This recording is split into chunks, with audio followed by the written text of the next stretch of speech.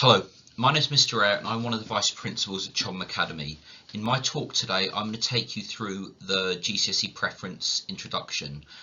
In this launch event, in this video, I'm going to talk about the preferences process, which is really important for both students and parents. So, how do we consider the curriculum at Chobham Academy? Well, it's really important that all students, as they move from Year 9 into Year 10, have a broad and innovative range of learning experience. There is a personalised curriculum offer, so every student gets to consider their curriculum on an individual level. And there is, of course, excellent teaching, which will allow all of our students to respond positively to the opportunities and challenges of a rapidly changing world. So, what does the Chobham curriculum look like? So, all students will study a GCSE in English, language, and a GCSE in English literature. So that's 2 GCSEs. All students will study GCSE mathematics, and all students will study either GCSE Science Trilogy, which is a 2 GCSE qualification, or GCSE Science Separates, which is actually 3 separate GCSEs, 1 in biology, 1 in chemistry, and 1 in physics. For more information about science, you can listen to Miss Rossi's video. And as I said, all of those lead to GCSE qualifications. On top of that, as part of our Chobham curriculum, we have some non-examined courses. These are physical education.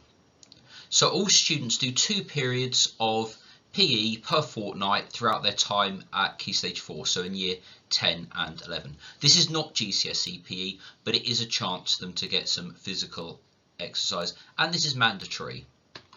On top of this, students have studied PSHE for one period per fortnight throughout their time in Key Stage 4, and that's personal health and social education.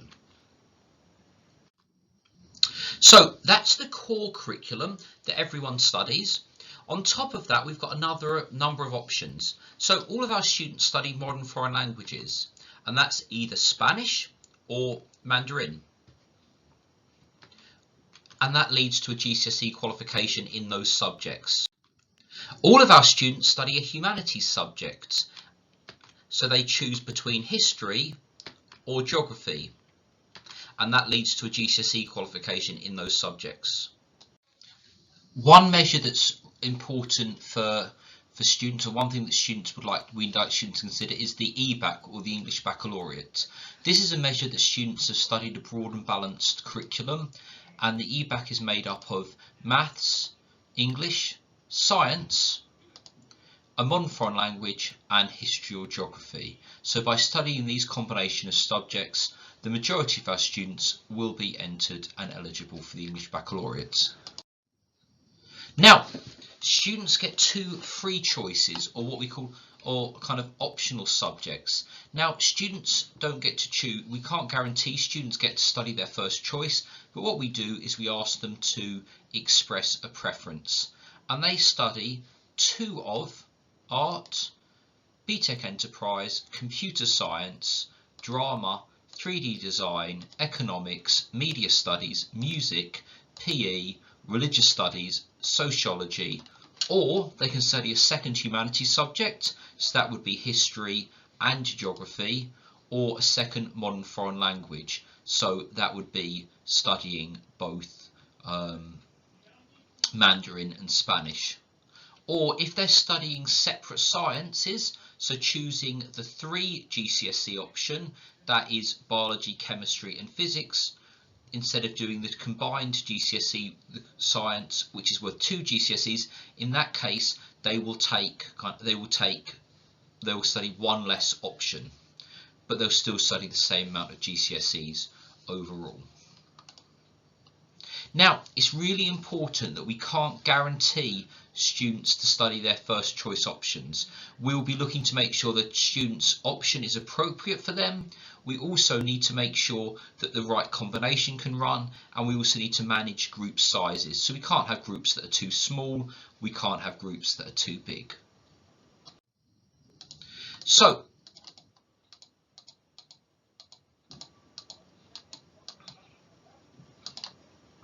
when you're choosing a subject, it's really important that you choose a subject that you like. Choose a subject that will either help your future career or keep your options open. And do choose a subject that you're good at. Don't choose a subject because you like the teacher. We can't guarantee what teacher you're going to have. Don't choose a subject because your mates are choosing it, because you may be in a different group to your mates, and regardless, that's not a good choice. And don't just choose a subject you think it will be easy, because actually all of our subjects at GCSE are difficult. There is a level of challenge with them.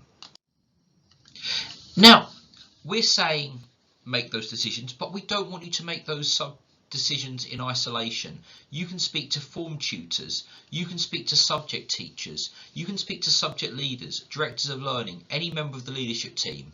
Come and speak to me, okay, and we'll help you with your decision. So just to reiterate, in science there's two pathways, okay? So there's combined science, which is 2 GCSE trilogy science. There's 6 exams in year 11. It's available to all students, and there's both higher and foundation tiers. Now, of course, this is open to all students, and if you study combined science, one thing students often say is, can we still study A-level science? And the answer is yes. With combined science, you can still study science to A-level. But we've also got separate science. Separate sciences are 3 GCSEs, which is a separate GCSE in biology, chemistry and physics. This only has a higher tier option, okay? So it's only higher tier option, there's not an option for foundation tier, and it takes 1 option slot as well as your science lesson because of that extra content, because of that extra GCSE that you're covering. So, we're currently in the find out phase. This video launched on Thursday the 20th of January. You've got the preferences brochure, which is on the Academy website, and you've got subject website videos. We're also going to show the subject videos in tutor time. There are then going to be some opportunities to learn out a bit more. You can use Unifrog for guidance, you can talk with parents, teachers and other adults, and then you've got on the 3rd of March you've got Year 9 Parents Evening, and that Parents Evening gives you an opportunity to talk to subject teachers to find out how you're doing in those subjects, but also to find out whether you're going to to ask some questions to a subject specialist about studying their subject at A-level. The final date for forms to return is the 4th of March, and that's via a website link. Please note this isn't done on first come first served basis, so nothing will be looked at until after the 4th of March, so it doesn't matter whether you get your form in on the middle of February or you get it in on the 4th of March, as long as you hand it in by the deadline, which is the end of the day of the 4th of March. After that, I will do some work in allocating people to subjects. With the final subjects to be studied, you'll find out in July, and I'll send you a letter telling you what subjects you've studied. You start studying GCSEs in September, sitting exams in May or June in 2024, which seems like a long way away now, but time will come very quickly. So the options form you fill out is available via a web link on the Academy website, and the form you fill out looks like this. You'll put your name in it, your tutor group, you'll pick a language, you'll pick a GCSE, and then you'll pick your first choice, second choice, third choice and fourth choice. Please don't, if you really like art, please don't put art as your first choice, art as your second choice, art as your third choice, art as your fourth choice. It's important you put a different subject as every choice, because otherwise it's not that you've got a greater chance of getting art, it's just that if I can't give you your first choice, it makes it harder to know what your second, third and fourth preference is. So please do pick a different subject for every choice.